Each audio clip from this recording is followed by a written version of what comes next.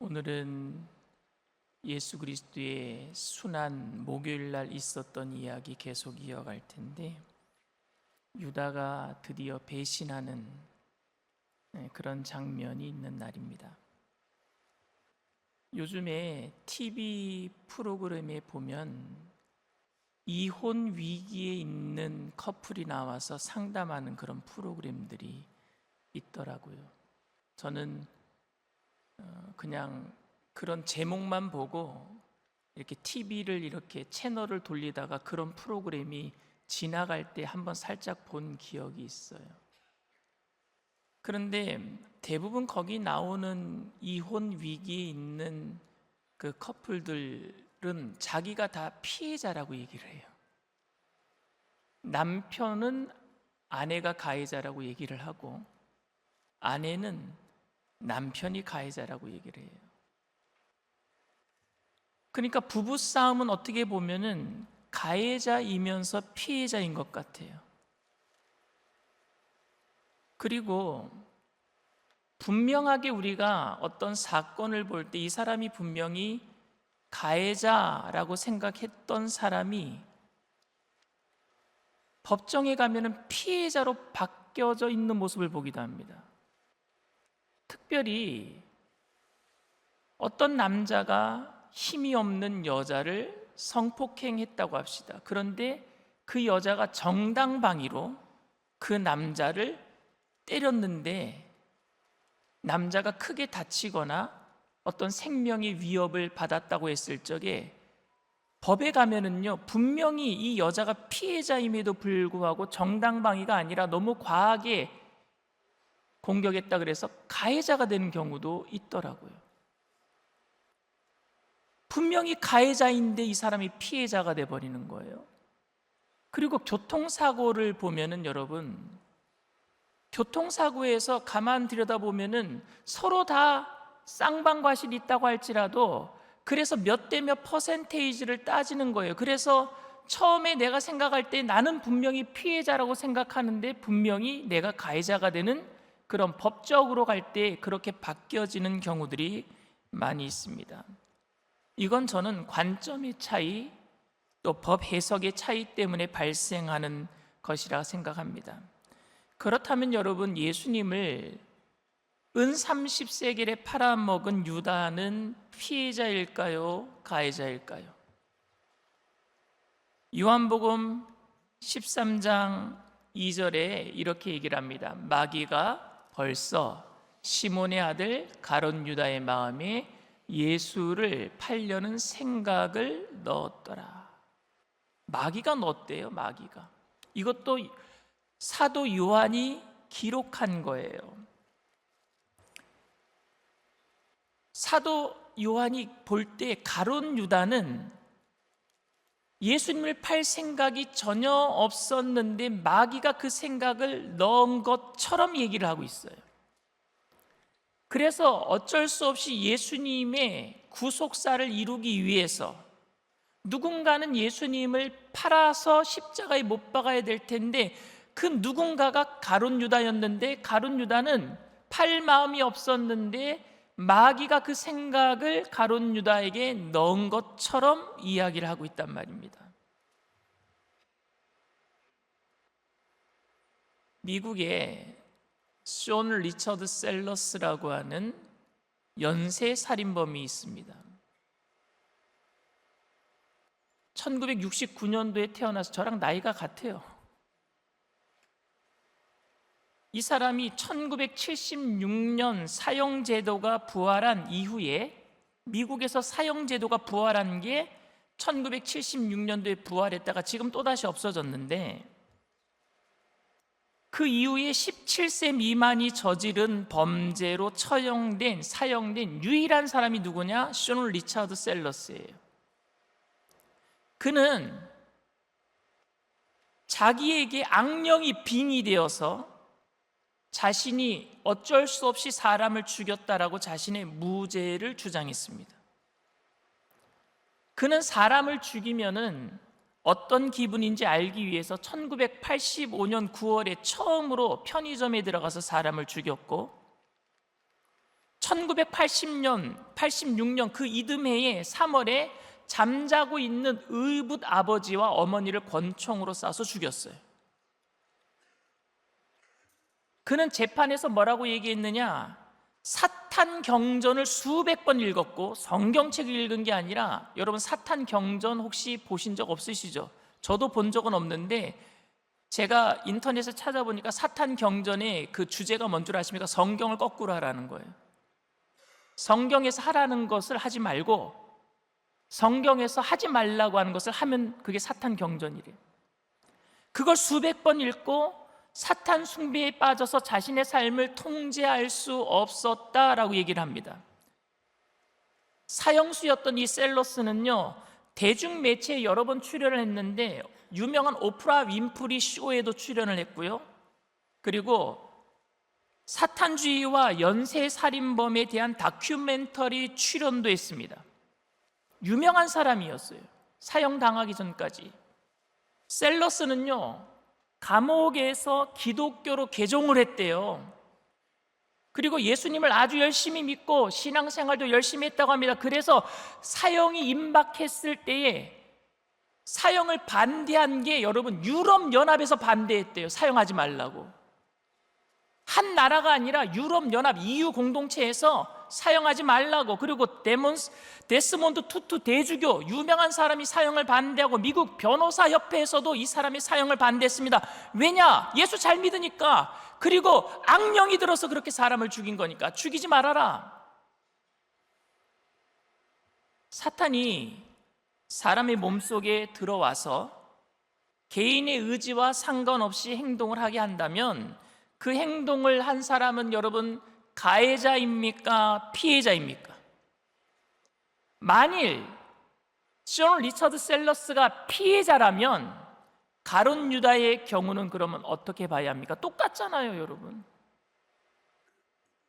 예수님께서 너희 중 하나는 나를 팔리라 라고 요한복음 13장 21절에 말씀하셨어요. 그때 예수님의 품 안에 있던 제자가 있었어요. 그 제자가 누구냐? 마지막 만찬 때 예수님의 품 안에 있었던 제자가 바로 사도 요한입니다. 이 요한복음을 기록한 사도 요한인데, 사도 요한이 그게 누굽니까? 라고 예수님께 물었어요. 그게 누굽니까? 그때 예수님이 하신 말씀이 요한복음 13장 26절 27절 말씀입니다. 다 같이 읽습니다. 예수께서 대답하시되 내가 떡 한 조각을 적셔다 주는 자가 그니라 하시고 곧 한 조각을 적셔서 가롯 시몬의 아들 유다에게 주시니 조각을 받은 후 곧 사탄이 그 속에 들어간지라. 이 예수께서 유다에게 이르시되 네가 하는 일을 속히 하라 하시니. 이 기록들을 보면은 마치 유다는 다른 제자들과 마찬가지로 연약하기는 하지만 몹시 주님을 사랑하던 제자였는데, 주님과 마지막 만찬 때 갑자기 예수님이 떡 한 조각을 적셔서 그에게 입에 넣어주니까 사탄이 그 속에 들어간 것처럼, 유다와의 의지와는 상관없이 사탄의 힘에 지배를 받은 것처럼, 그래서 배신한 것처럼 보여집니다. 만일 그렇다면 유다가 예수님을 팔 때는 제정신이 아니었을 거예요. 사탄에게 씌어서. 나중에 제정신이 들다 보니까 예수님을 팔아 넘긴 것을 깨닫고 제정신이 드니까 이제 예수님을 팔아 넘긴 거예요. 그래서 몹시 괴로워서 대제사장들에게 자기 돈 받은 것을 다시 돌려주고, 그래도 마음이 괴로워서 결국 목매달아 자살한 겁니다. 이렇게 보면은 엄밀히 가룟 유다도 피해자임에 틀림없습니다. 유다는 심각한 이중인격 혹은 다중 성격 정신질환을 앓고 있던 사람일 수도 있고, 손 셀러스처럼 순간적으로 마귀에게 붙잡혀서 자신의 의지와는 상관없이 행동을 한 경우일지도 모르겠습니다.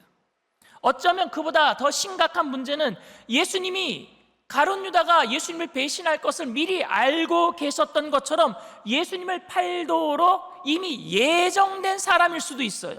더 심각하게 생각하면 그의 배신은 단순히 사탄에 의한 것이 아니라 성령께 사로잡혀서 하나님의 뜻을 이룬 것이다라고 말할 수도 있단 말입니다. 만일 그렇다면 그의 배신에 대한 책임을 유다에게 묻는 것은 부당해 보이는 것 아닙니까?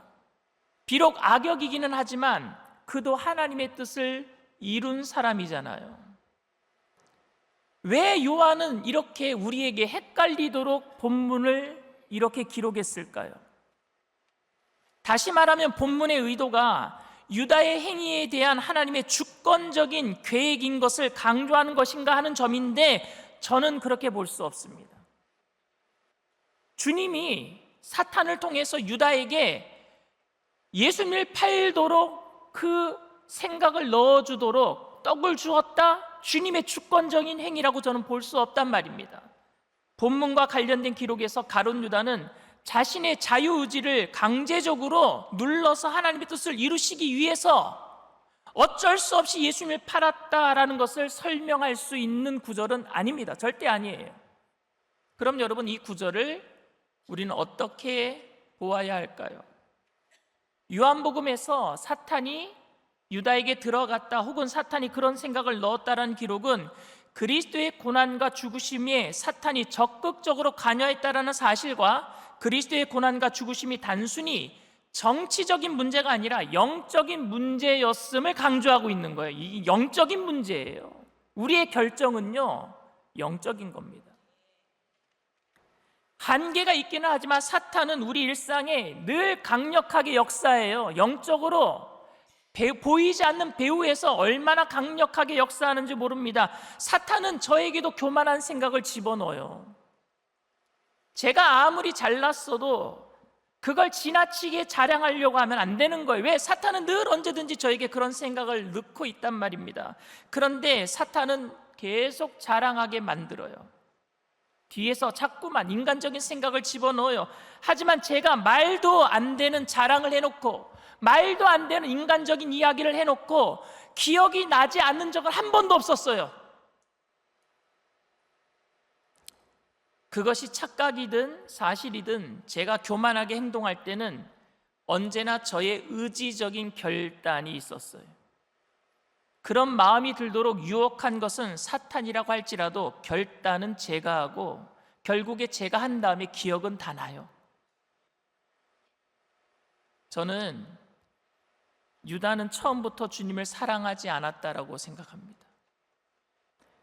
마태복음이나 누가복음의 기록을 보면 가룟 유다가 예수님을 팔기로 작정하고 흥정을 시작한 것은 떡 조각을 받은 후 곧 그 사탄이 들어간지라고 한 요한복음과 기록된 사건 바로 전에 일어난 것으로 기록하고 있어요.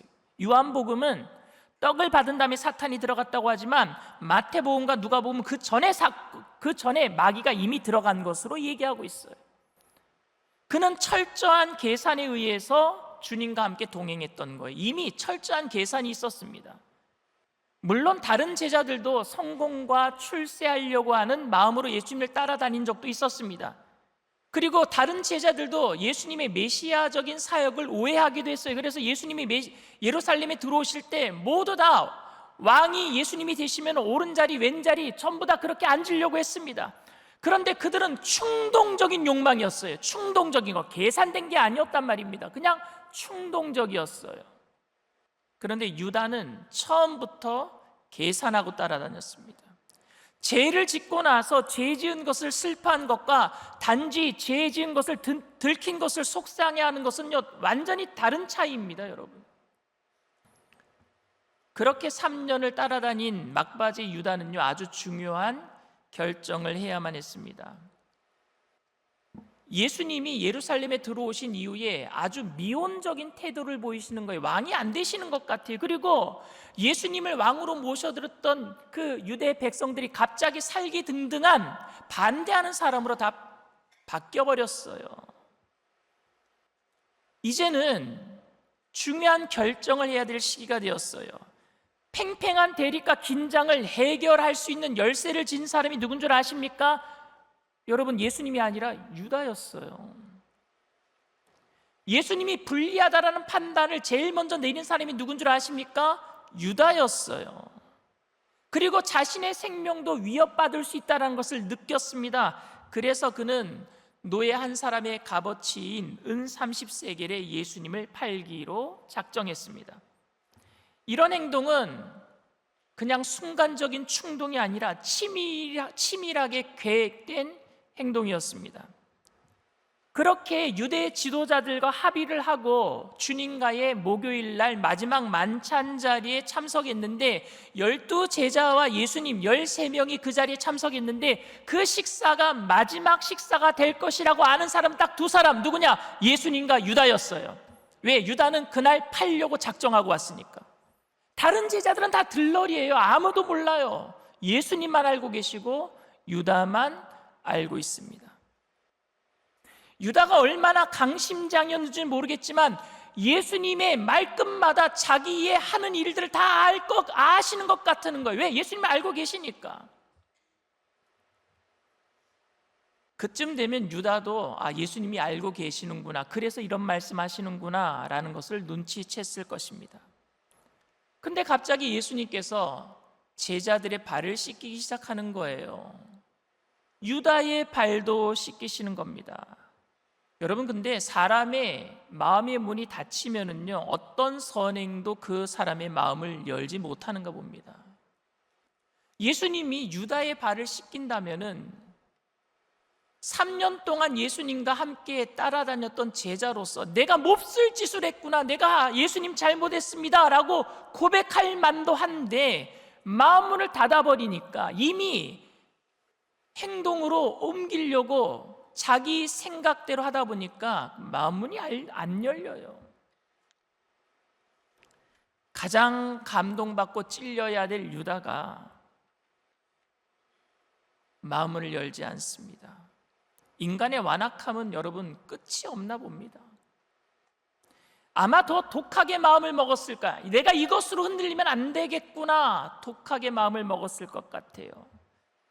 주님께서는 이런 유다가 자꾸 마음에 걸리셨을 거예요. 그래서 베드로의 발을 씻을 때에 베드로에게 이렇게 얘기합니다. 너희가 모두 온몸이 깨끗한데 한 사람은 그렇지 않다. 그 한 사람이 누구예요? 유다를 가리키는 거예요.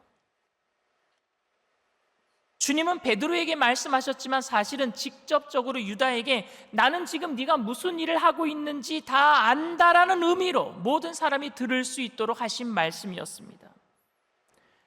여러분, 이 이야기는 유다에게 회개하라는 얘기예요. 기회를 제공하는 겁니다. 왜냐하면 베드로에게도 무슨 얘기를 했느냐? 나는 네가 오늘 나를 3번 부인할 것을 안다. 이 이야기는 베드로에게 운명적인 결과를 얘기하신 것이 아니라 부인할 수밖에 없는 연약한 베드로의 그 마음을 아시는 거예요. 그러니까 베드로가 너 3번 부인하더라도 회개하면 되는 거야, 걱정하지 말아, 얘기하는 거예요. 그렇다면 똑같은 말이라면 유다한테도 여기 중에서 한 사람만 깨끗하지 못하다, 그럼 너가 나를 판다고 할지라도 회개하면 되는 거야. 연약한 인간의 모습을 이해해 주는 말씀이었단 말입니다.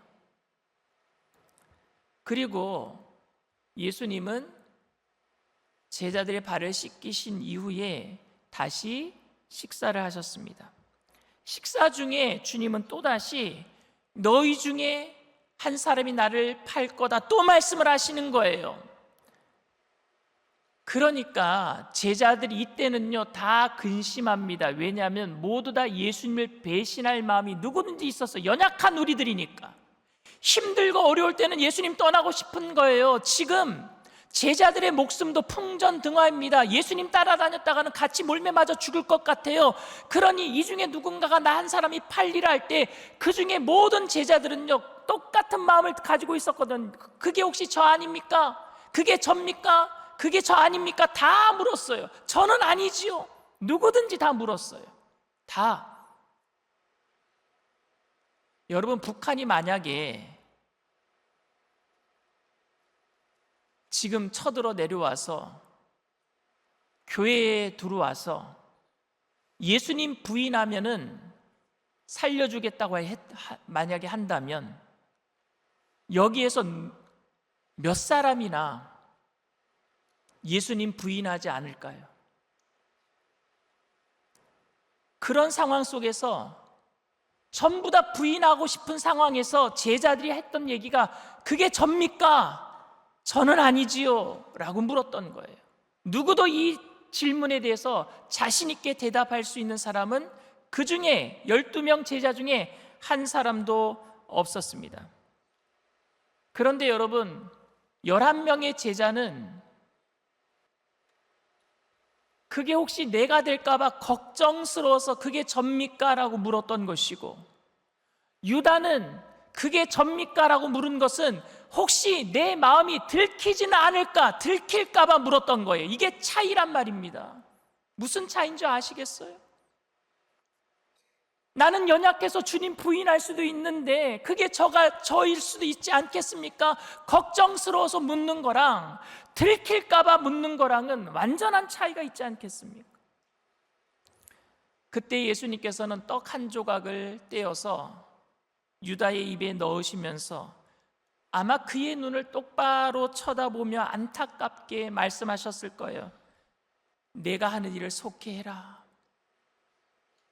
이때 사탄이 유다에게 들어갔다라고 요한은 기록하고 있습니다. 물론 그때 비로소 사탄이 유다의 마음을 사로잡았다는 말도 아니고 주님의 그 말 때문에 유다가 예수님을 배신하게 되었다라는 말도 아닙니다. 그보다는 그럼에도 유다는 마음을 바꾸지 않고 사탄의 뜻대로 따르기로 했다라는 의미일 거예요. 그럼에도 불구하고 마음을 바꾸지 않았다. 유다를 향해서 직접적으로 내가 무슨 일을 하고 있는지 내가 알고 있다라고 말씀하신 겁니다. 인간적으로 유다에게는 마지막 기회인 셈이에요. 마지막 기회예요. 끝까지 예수님은 유다에게 회개할 수 있는 기회를 주셨습니다. 부끄럽고 용기가 나지 않으면은 그냥 잘못했습니다. 눈길만 예수님께 보내도 예수님은 알아차리셨을 겁니다. 손수 발을 씻기면서 손수 떡을 떼어 입에 넣어주시면서 유다와 그렇게 눈을 마주치면서 그렇게 예수님께서 말씀하실 때 그때 멈췄어야만 해요. 그런데 유다는 주님의 눈길을 외면합니다. 주님의 말씀에 길을 막아버립니다. 마음을 독하게 먹고 그리고 밖으로 나갔습니다. 지체하면 위험해져요. 이제 예수님이 알고 있기 때문에 빨리 움직여야 하는 겁니다. 그래서 그날 밤 유다는 예수님을 팔아버렸어요. 근데 제자들은 그때까지도 몰라요. 내 할 일을 속히 하라 그러니까 6월절이니까 우리 선물 사오라고 하나 보다. 돈깨를 맡은 자니까. 예수님과 유다만 알고 있었어요. 여러분들은 유다가 사탄에게 사로잡혀 무의식 중에 이런 일을 하고 있다고 생각합니까? 사탄이 우리에게 할 수 있는 것과 사탄이 우리에게 할 수 없는 게 있어요. 사탄이 우리에게 할 수 있는 것은 뭐냐? 유혹은 할 수 있어요. 사탄이 죄를 향한 생각을 우리에게 넣어줄 수는 있어요. 그런데 사탄이 우리에게 절대 할 수 없는 것은 의지를 강압적으로 우리를 조종할 수는 없어요.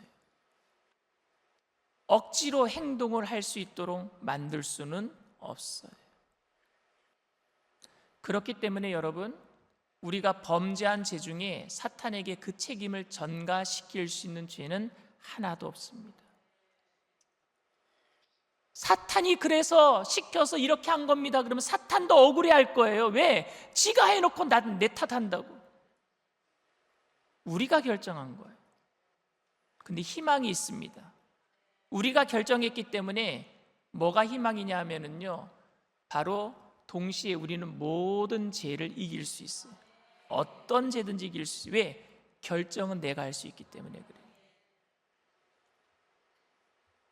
사랑하는 성도 여러분, 죄의 유혹과 끝까지 잘 싸워냅시다. 끝까지 우리를 포기하지 아니하시고 기회를 주시는 주님의 사랑의 음성에 우리의 마음을 열어서 주님의 사랑의 말씀에 녹아지고 깨어지고 통회하고 자복하는 그 하나님의 기쁨과 사랑 안에 감격으로 날마다 나아갑시다. 주님의 사랑의 음성에 오늘도 나의 생각과 나의 고집을 내려놓고 주님께 내가 잘못했습니다. 그 품에 안기는 저와 여러분들 다 되시기를 주님의 이름으로 축원을 드립니다. 우리 주는 완전합니다. 우리 찬양합시다.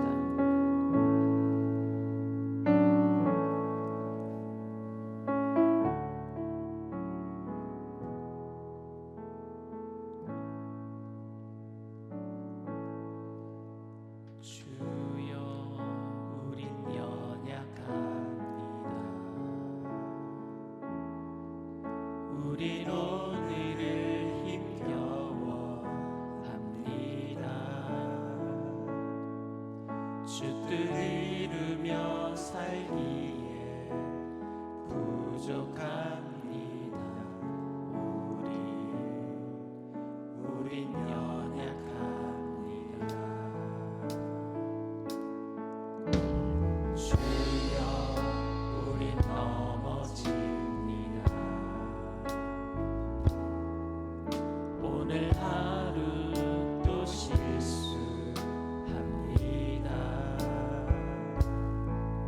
주의 긍휼을 구하는 죄인입니다. 우리 주만 바라봅니다. 한없는 주님의 은혜, 한없는 주님의 은혜 온 세상 위에 넘칩니다. 가릴 수 없는 주 영광 온 땅 위에 충만합니다.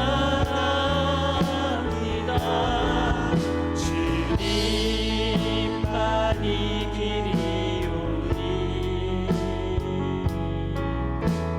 우린 그 길 따라갑니다. 그날에 우릴 이루시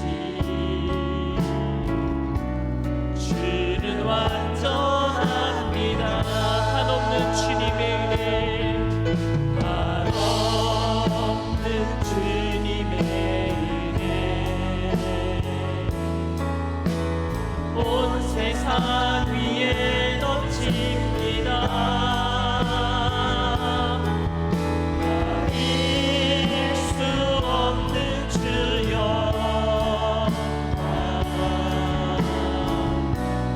온 땅 위에 충만합니다. 주님만이 길이오니 우리 그 길 따라갑니다. 그날에 우리 이루시 주는 완전합니다. 여러분, 우리는 5만 가지 생각을 해요. 저는 그 5만 가지가 여러 가지인 줄 알았는데 진짜 5만 가지 생각을 하는데 하루에 우리가 생각하는 게 약 한 5만 가지가 된대요. 근데 그 5만 가지 생각 중에 어제 했던 생각을 반복하는 게 95%라고 합니다. 5만 가지 생각 중에 4만 가지 이상은 어제 했던 생각을 반복하는 거예요. 안 잊어먹어요. 죄 지은 거 안 잊어먹어요. 남이 나에게 잘못한 거 안 잊어먹어요. 95%가 어제 거에 했던 생각 또 하고 있는 거예요. 여러분, 지금 다들 핸드폰 들고 다니시죠? 핸드폰 중에 가장 좋은 기능이 뭐예요? 디지털 카메라. 얼마나 요즘에 잘 찍히는지. 근데 그 디지털 카메라는요, 좋은 기능이 있어요. 뭐가 있느냐? 델리트 기능이 있어요. 지워버리는 기능. 안 좋게 찍힌 사진은 다 지우면 돼요. 안 지우면 어떻게 되는 줄 아십니까? 메모리가 차고 넘쳐서 핸드폰이 멎어버릴 거예요. 델리트 기능이 있어요. 우리들도 좀 잊어버렸으면 좋을 텐데. 세상에서 기억력이 가장 좋은 사람, 기네스북에 오른 사람이 있습니다. 솔로몬 세르셉스키. 욕한 거 아니에요. 이름이 그예요. 근데 이 사람이 복잡한 수학 공식을 다 외우고 어떤 한 사람이 한 그 단어 음절 자체를 별 생각 별 얘기한 것 다 기억하고 10년 전 일 것까지 다 기억해요. 하나도 잊어먹는 게 없어요. 날짜 다 알아맞히고. 그런데 결국 이 사람 기억을 너무 잘해가지고 정신병원에서 죽었어요. 진짜로요. 주님은 우리의 죄를 회개할 때 기억도 아니하시는 줄 믿습니다. 그동안 잘못 행동해 왔던 것, 잘못 생각해 왔던 것, 잘못 결정해 왔던 것, 계속 주님은 은혜를 주셔서, 그래서 내가 너 기억 안 할 거니까 지금 당장 멈춰라 말씀하시는 거예요. 유다에게. 유다가 여러분 예수님을 팔아먹었다고 할지라도 회개했다면은 주님은 용서하셨을 거예요. 회개했다면. 근데 자기 죄를 자기가 기억하는 거예요. 그게 죄책감이에요. 죄책감이 들면은요, 자기가 해결하려고 그래요.